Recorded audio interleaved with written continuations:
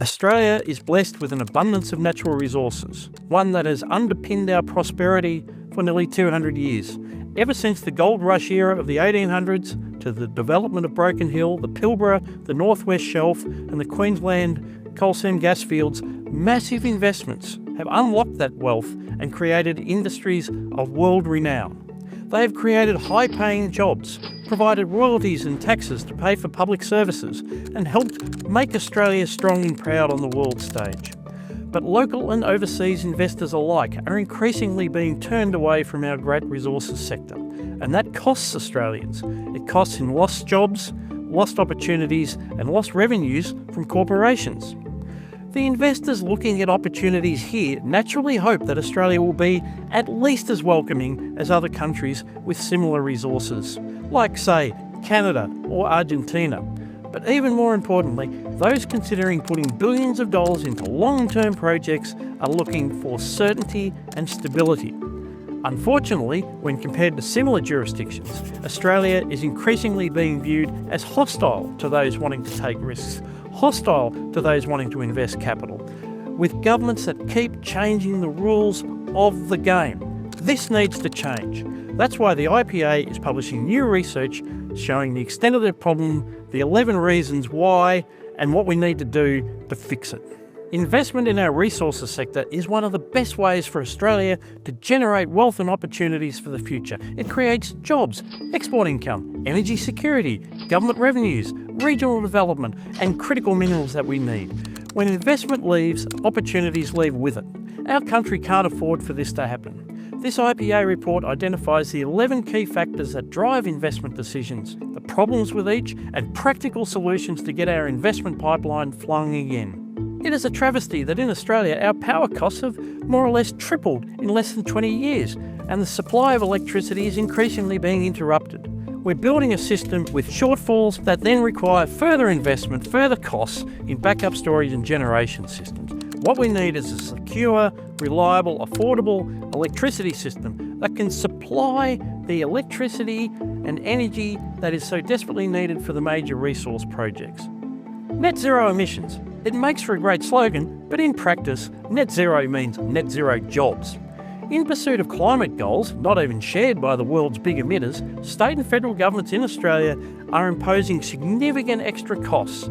They even make changes midway through large projects when the capital has already been committed, when the decisions have already been taken, and this is impacting our investment reputation. These factors, coupled with the conditional approvals, the contested approvals for large-scale projects, are deterring investment in Australia's resources projects. We should get rid of all this legislation implementing arbitrary and pointless climate goals, and for once, put the jobs and welfare of Australians first.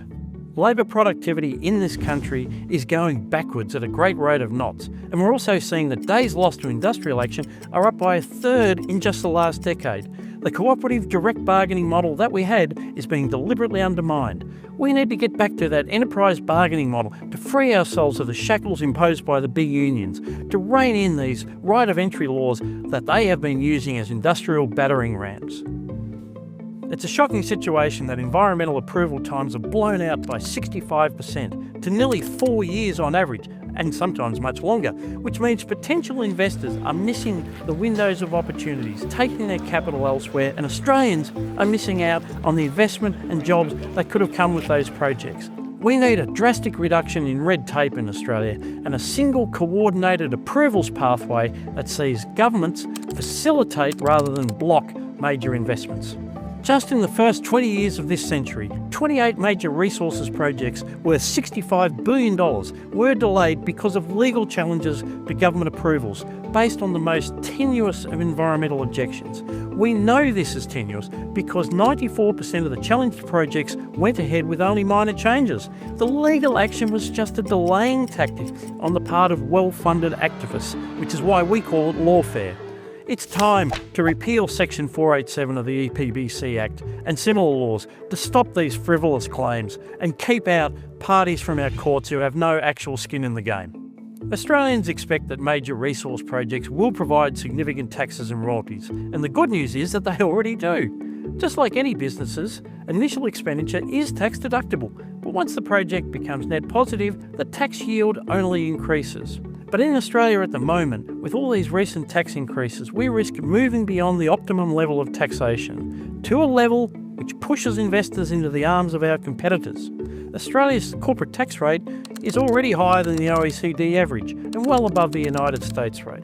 Royalties levied by state governments have also seen increases. We should keep taxes and royalties internationally competitive for the purpose of securing the investment in the next generation of major resources projects. Just 20 years ago, taxpayer-funded employment was less than 24% of GDP, roughly a quarter of our economy. Today, it's 32%, or roughly a third. As government has grown, so has the private sector been forced to shrink, and along with it, the investment in wealth-creating industries that we need to secure our future.